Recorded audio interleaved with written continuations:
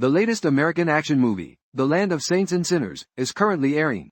Inside, he is a genius. The decades-long civil war in Northern Ireland escalated into armed conflict in 1974. In Belfast city centre, Doan McCann was in a different car while keeping watch in Seymour Skye's vehicle. He soon began to panic. At that moment, Doan McCann looked in the rearview mirror and saw several children passing by the side of the car. Doan McCann was very worried and quickly got out of the car, loudly shouting at the children to hope they would leave quickly. Everyone heard Doan McCann's shouts, but did not understand what it meant. Oh, those around the car were worried, even though they were injured. Doan McCann was severely hurt. McCann hurriedly drove, taking Seymour with him, and along the way switched to another car. Abandoning the original car after burning it, they drove towards the countryside. While approaching their hideout, the driver was overly worried. As a result, the car collided with the road sign, ultimately breaking it. The next day, Finbar Murphy and his friend, Officer Vinny O'Shea, passed by the road sign in their car. Vinny O'Shea found the road sign lying on the ground, so he got out of the car to check and noticed that the broken sign had traces of red paint. His first assessment determined that the accident was caused by a red car. The only policeman in this small village was Vinny O'Shea. Everyone usually interacted with him, but Finbar Murphy preferred not to live in that hot area, so he found a house in the outskirts of the village where only one person lived. His neighbor Rita was very kind to Finbar Murphy, and would save some of her delicious food for him if she had any. The two of them enjoyed living together very much. Finbar had a feeling that he was about to break through his fragile limits. When Murphy arrived at the entrance, he noticed that leaves were stuck in the car. This was a type of signal. Finbar Murphy hurried into the car and opened the glove compartment. He found a letter inside when he opened the glove compartment. Finbar Murphy took out a photo that had a person circled in red ink. There was no doubt this was a mission assigned to Finbar Murphy. The writing on the back indicated that the person in the photo frequented a bar. Finbar Murphy has been working as a hitman for over 20 years since his retirement. His wife has already passed away, and this job is difficult, to say the least. But it can also be easy. After all, it's just a matter of a single bullet. Finbar Murphy was now heading towards the bar mentioned on the back of the photo. Driving along, the car traveled down a long road and arrived at the bar in the neighboring town. Finbar Murphy sat in the back seat, smoking a cigarette while observing the surroundings. He was carefully watching the situation when Finbar Murphy then found a chance. He found an opportunity, tied up the target, and put them in the trunk of the car, which continued to drive for a long time. After running for a long time, Finbar Murphy arrived at his own graveyard. Another associate of Murphy, Kevin, was also standing at the intersection. When they arrived at the graveyard, where Murphy helped keep watch, Finbar Murphy loaded 2 rounds and awoke the target, who was holding a sapling. Slightly flustered, under the protection of Finbar Murphy, the target arrived at the place to plant the sapling. The target knew that their time was running out. Knowing this, Finbar Murphy handed the target a shovel and instructed them to dig a hole for themselves. At this moment, the target realized that the saplings around were buried one by one. Understanding this, Finbar Murphy proceeded with the execution. In the method of killing the target witnessed the mistakes he made before dying. He continued to regret his mistakes and witnessed the death of the target. As a result, Finbar Murphy thought about completely withdrawing from this world of assassins. He contemplated retiring and enjoying the last moments of his life, then went to meet Robert Mackey, the assassin's broker.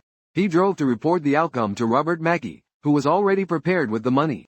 He reported the results, and Robert Mackey had already set aside the money.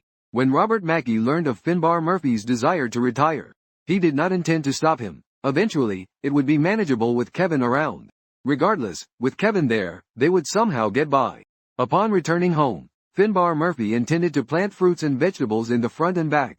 He planned to create a small farm. Finbar Murphy went to the village's only store, bought various seeds in large quantities, and then he returned home to have dinner with Rita. During this time, Finbar Murphy spoke about his plans. Rita expressed her willingness to help Finbar Murphy.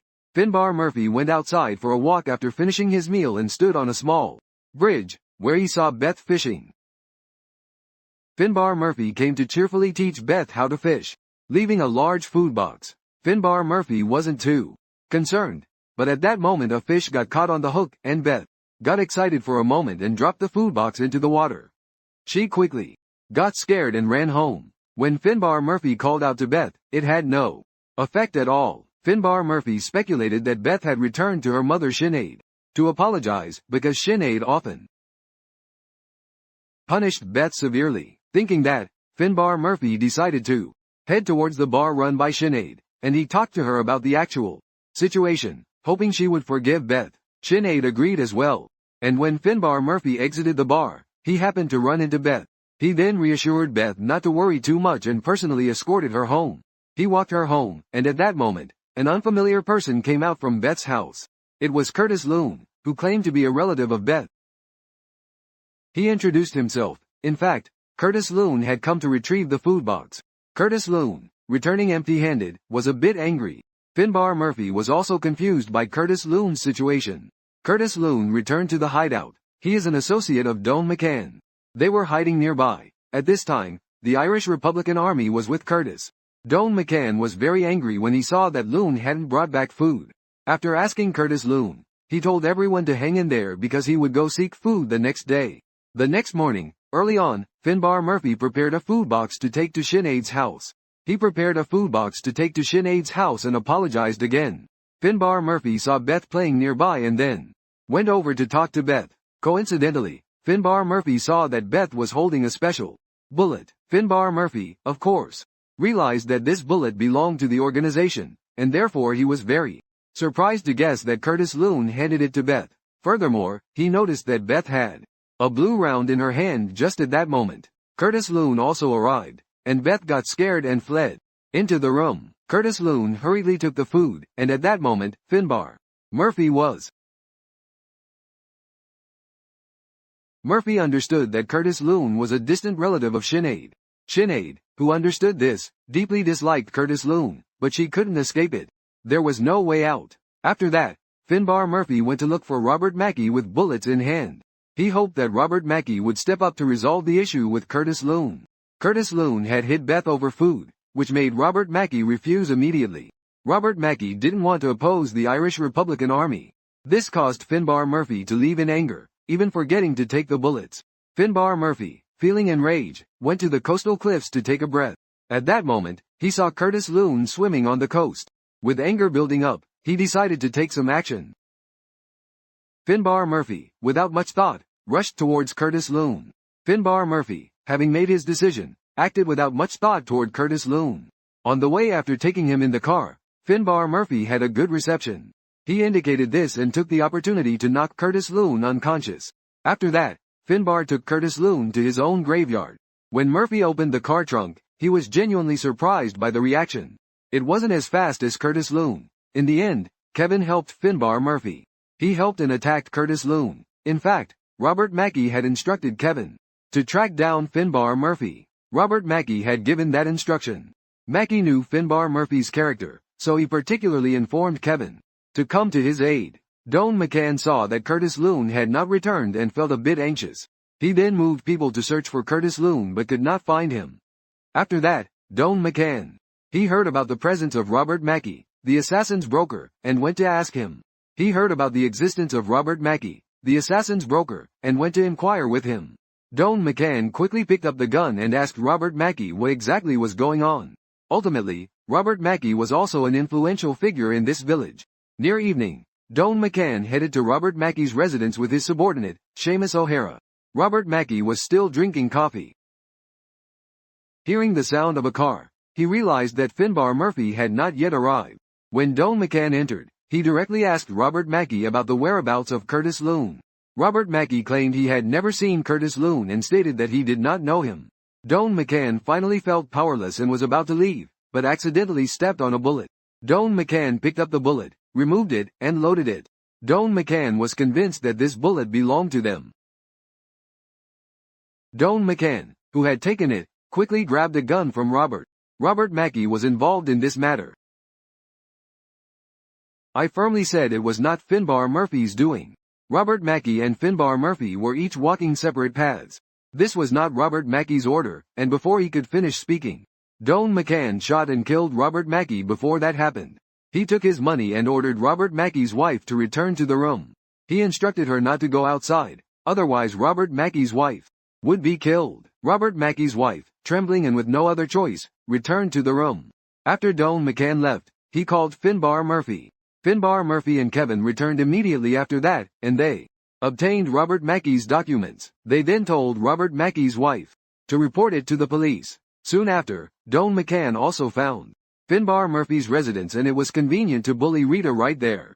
The main purpose of knocking out Rita was to warn Finbar Murphy he will definitely find Finbar Murphy and take his revenge. The next day, Finbar Murphy found Doan McCann at the soccer field.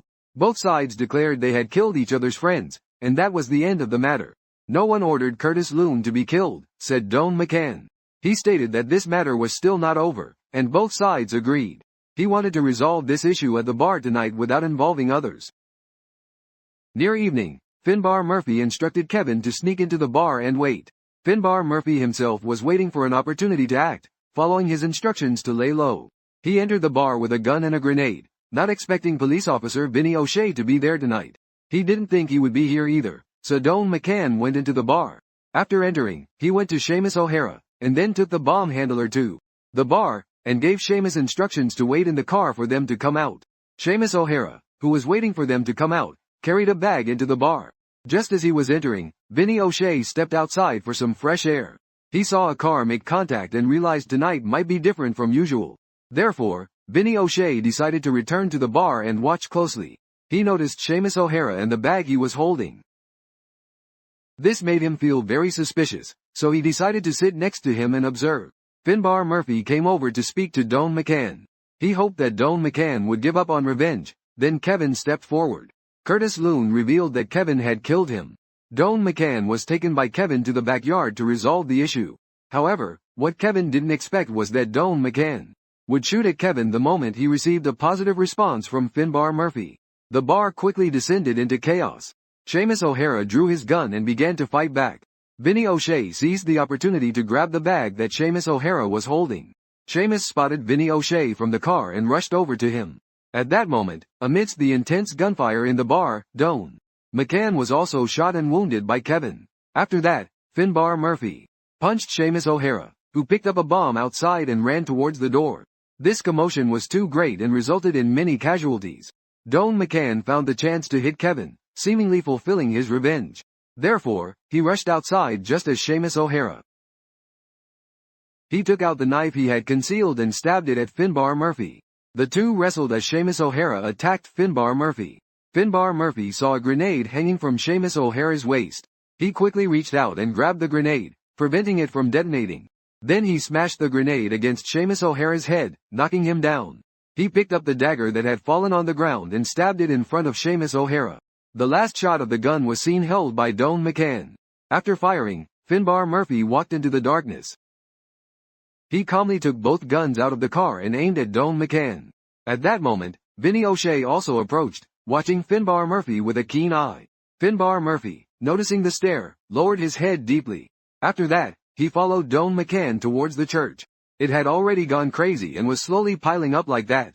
Early the next morning, Finbar Murphy said his final goodbye to Rita. The movie basically ended here. The filming of this movie was quite good. I think the perfect score is 5 stars, so I would give it 3 stars, but this movie has no intense combat scenes like Julian's previous works. If that were the case, I would also give it 4 stars. However, this movie always has a strong nostalgic atmosphere expressed. The combination of music is also very good. Ultimately, it returns to the traditional attention to music in old films. The background of the Irish Republican Army in the 1970s can also be seen as a bright point. The central feeling of this movie is not about liberation.